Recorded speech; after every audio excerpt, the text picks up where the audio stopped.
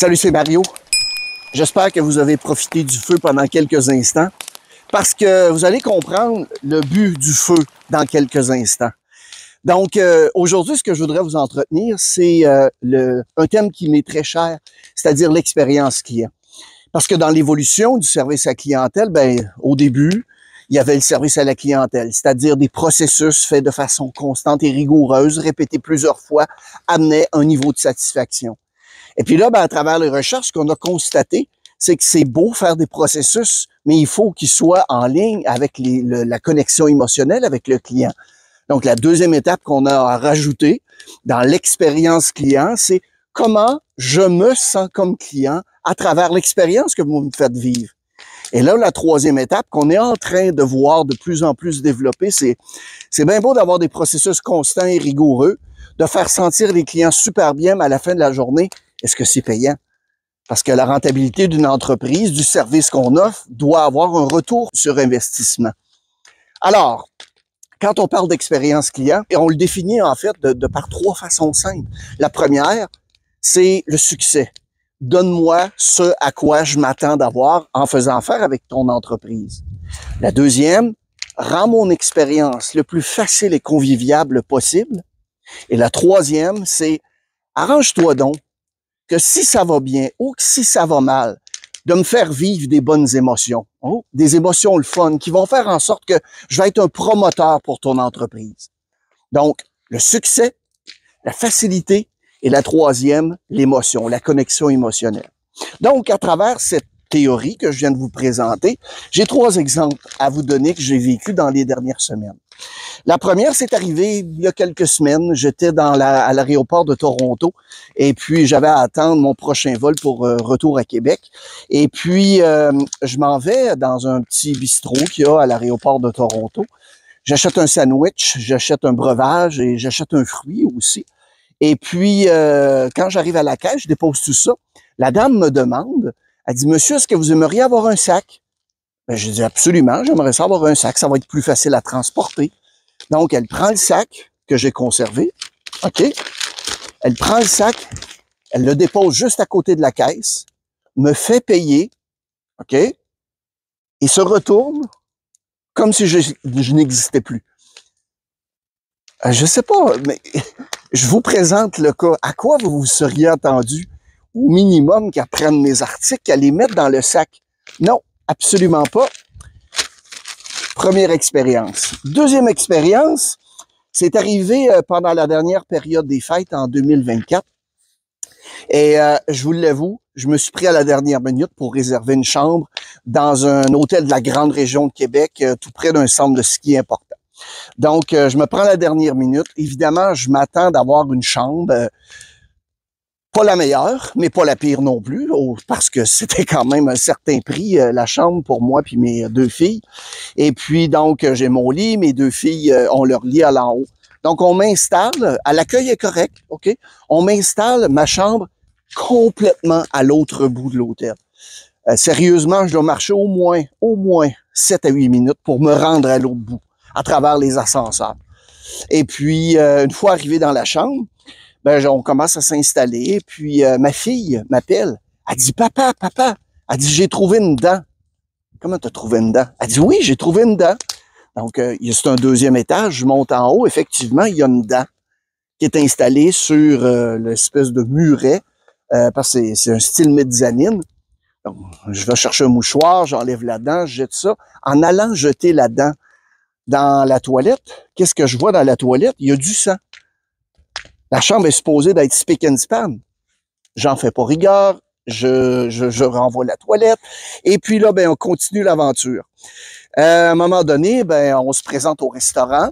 Et puis, je me présente. La dame qui est à l'accueil, 2 fois, elle passe devant moi, m'ignore totalement. À un moment donné, elle revient, elle dit, oui, vous avez une réservation, pas de bonjour, bienvenue. Oui, vous avez une réservation. Parfait. L'expérience au restaurant se passe super bien. En passant, le serveur a été vraiment génial. Mais juste pour revenir à la dame de l'accueil, elle dit, monsieur, ça va prendre environ 2-3 minutes, le temps qu'on installe la table, et puis je vous reviens. Pas de problème, je m'installe juste à côté avec ma famille. On jase, on placote. 15 minutes plus tard, aucun, pas de son, pas d'image. Je retourne voir la dame. J'ai dit, excusez mademoiselle, j'ai dit, est-ce que la table est prête?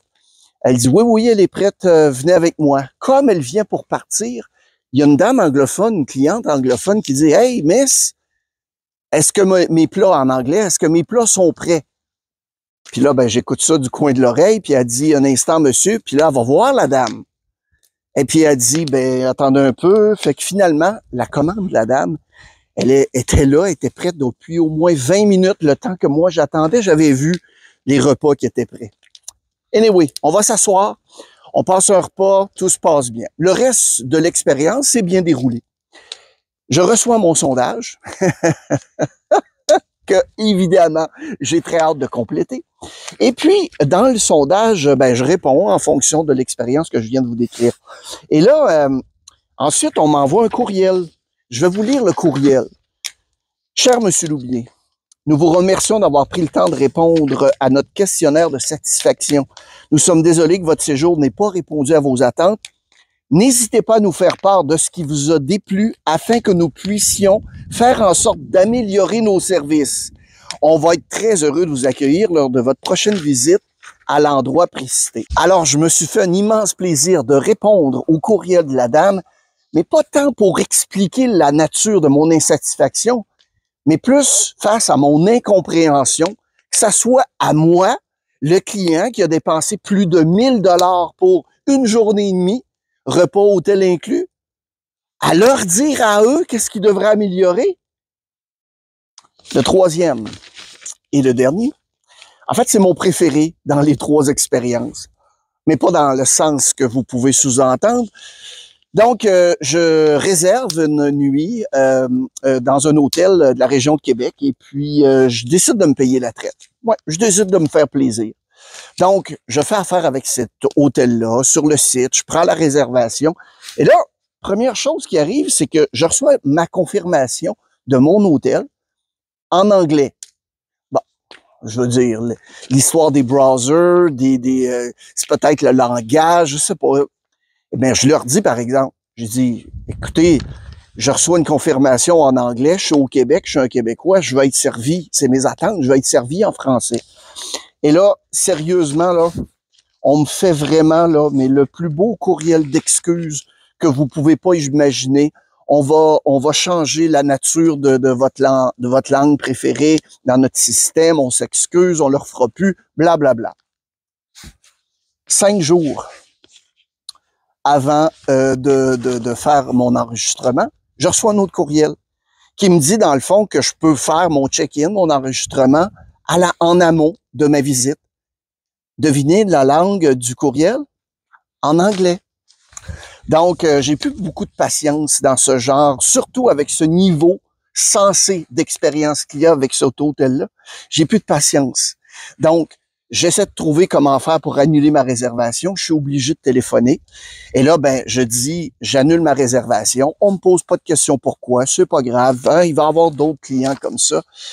Et la cerise sur le sundae, on m'a envoyé un courriel, OK, pour confirmer l'annulation de ma réservation. Et devinez en quelle langue? En anglais. Donc, la raison du feu, c'est quoi? C'est très, très simple, OK? Vous allez voir le geste. Je veux brûler ces mauvaises expériences-là et faire en sorte que les prochaines, à partir de maintenant, être en mesure de vous aider à améliorer tous ces éléments d'expérience client-là. Juste en sommaire, avant que je vous laisse, ce qui compose une bonne expérience client, c'est quoi?